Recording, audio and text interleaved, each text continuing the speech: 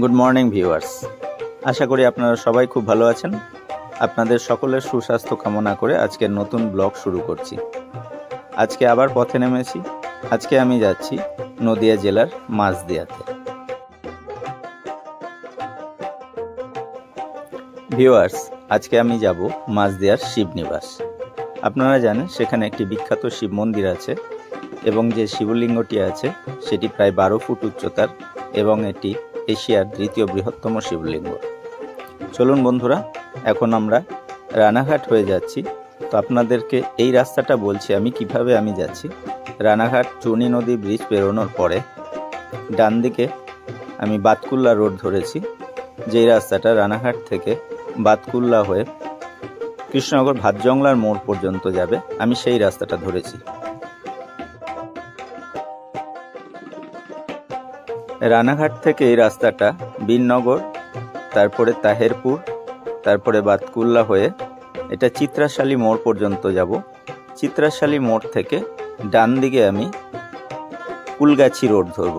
Kulgachhi road ধরে চিত্রাশালী পৌঁছাবো। চিত্রাশালী থেকে আমি যাব কুলগাছি এবং কুলগাছির পরে আমি কৃষ্ণনগর মাঝদিয়া রোডে উঠব এবং সেখান থেকে আসাননগর ভীমপুর হয়ে কৃষ্ণগঞ্জে পৌঁছাবো।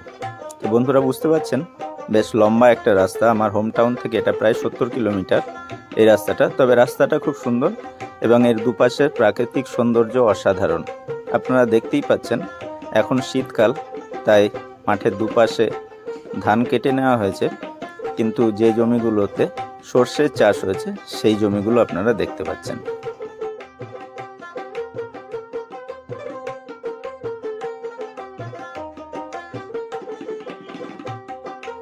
নদিয়া জেলার মাঝদিয়া একটা কৃষি প্রধান অঞ্চল। এই অঞ্চলে ধান, পাট, বিভিন্ন ধরনের সবজি, সরিষা, এমনকি আখের চাষও হয়।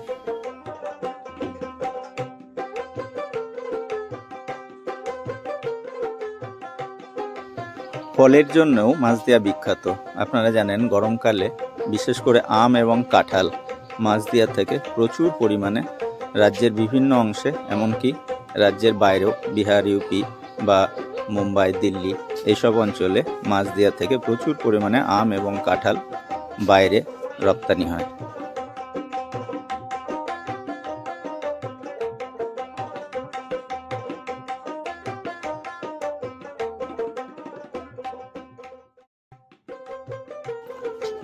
আরেকটি বিশেষ কারণে মাঝদিয়া খুবই প্রসিদ্ধ, সেটা হচ্ছে শীতকালে খেজুরের গুড় বা নলেন গুড়। খেজুরের গুড়ের জন্য মাঝদিয়া খুবই বিখ্যাত। এখানে শুধুমাত্র খেজুরের গুড়ের জন্যই শীতকালে হাট বসে এবং এখান থেকে গুড় দেশ তথা বিদেশেও যায়। আপনারা এখানে আসলে খাঁটি খেজুরের গুড় এবং খেজুরের রস পেতে পারেন শীতকালে।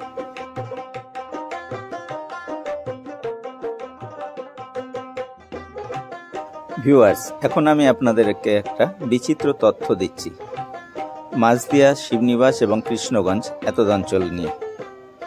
আমরা সারা দেশে স্বাধীনতা দিবস পালন করি 15ই আগস্ট, কিন্তু মাঝদিয়া তথা এই অঞ্চলে স্বাধীনতা দিবস পালিত হয় 18ই আগস্ট। কি আপনারা অবাক হচ্ছেন? হ্যাঁ, ঠিকই বলেছি, 18ই আগস্ট এই অঞ্চলে স্বাধীনতা দিবস পালিত হয়। 1947 সালে যখন দেশ ভাগ হয়েছিল, সেই সময় 15ই আগস্টে যখন সারা দেশে স্বাধীনতা পালিত হচ্ছিল, তখনও মাঝদিয়া এবং এই অঞ্চলটা তৎকালীন পূর্ব পাকিস্তান, আধুনা বাংলাদেশের অধীনে ছিল। 17ই আগস্ট 1947 সালে এই অঞ্চলটা পুনরায় ভারতের অন্তর্ভুক্ত হয়। 1991 খ্রিস্টাব্দে থেকে এই অঞ্চলে 18ই আগস্টে স্বাধীনতা দিবস পালিত হয়ে আসছে। অদ্ভুত না তথ্যটা?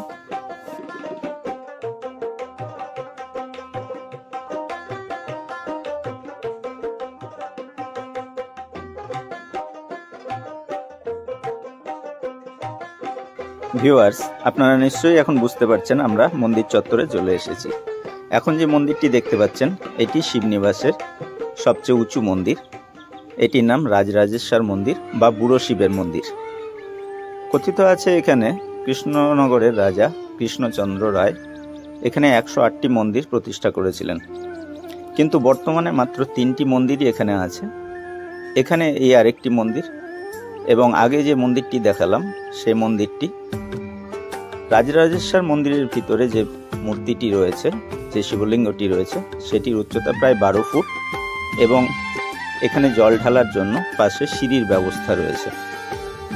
দুটি মন্দির, শিব মন্দির এবং অন্য আরেকটি মন্দির রয়েছে, যে মন্দিরটি রাম এবং সীতার মন্দির।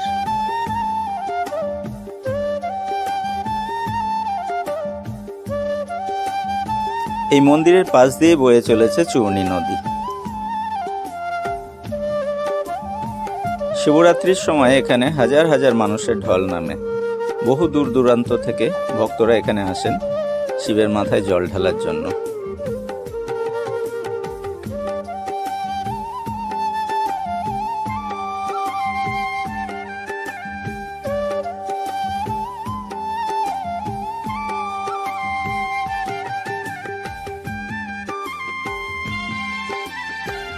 ভিউয়ার্স, ওই দূরে যে মন্দিরটি দেখতে পাচ্ছেন ওটি রাম এবং সীতার মন্দির।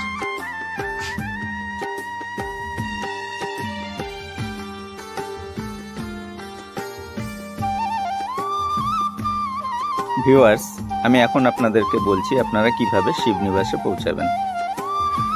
শিয়ালদা থেকে ট্রেনে আসতে চাইলে শিয়ালদা গেদে সেকশনে ট্রেনে আপনারা মাঝদিয়া স্টেশনে পৌঁছাবেন। মাঝদিয়া স্টেশনে পৌঁছানোর পর সেখান থেকে আপনারা অটো বা টোটো করে শিবনিবাস মন্দিরে পৌঁছাতে পারেন। শিবনিবাসকে বাংলার কাশীও বলা হয়। শিবনিবাসের এই মন্দিরে সারা রাজ্য থেকে এমনকি দেশের বিভিন্ন অঞ্চল থেকেও মানুষ সারা বছর এখানে আসেন শিব দর্শন করার জন্য এবং এই স্থানের মাহাত্ম্য সবার কাছেই পরিচিত, তাই এখানে প্রচুর মানুষের সমাগম ঘটে। তবে শ্রাবণ মাসে বিশেষ করে এখানে বেশি ভিড় হয়।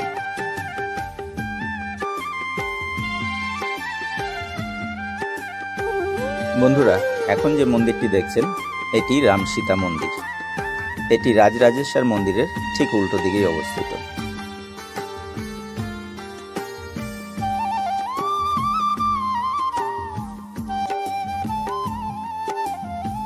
ভিউয়ার্স, এই সেই চূর্ণী নদী, যে নদীটি শিবনিবাসের মন্দিরের পাশ দিয়ে বয়ে চলেছে।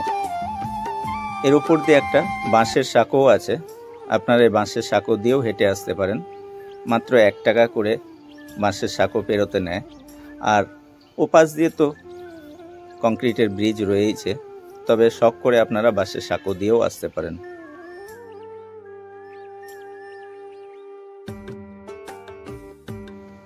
যারা বাংলাদেশ থেকে আমার ব্লগটা দেখছেন তাদের জন্য অনেক শুভেচ্ছা।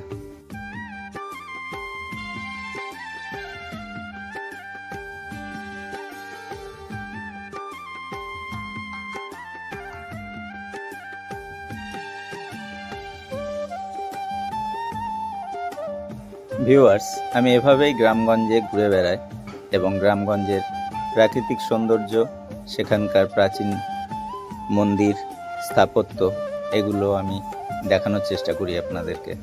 যদি আমার কন্টেন্টগুলো আপনাদের পছন্দ হয়, প্লিজ আমার চ্যানেলটাকে সাবস্ক্রাইব করবেন এবং লাইক, কমেন্ট এবং শেয়ার করবেন। আপনারা কমেন্ট করলে আমি বুঝতে পারবো আমার প্রেজেন্টেশন বা ভিডিওগ্রাফিতে যদি কোনো সমস্যা থাকে, যদি কোনো ভুল হয়, তাহলে আমি সেগুলো রেকটিফাই করতে পারবো। So please put your comment on the comment box. Thank you.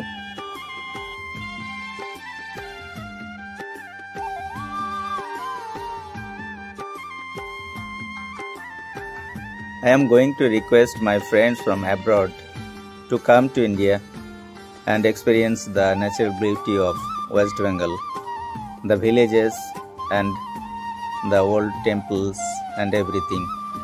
So please come to India and come to West Bengal. Thank you so much.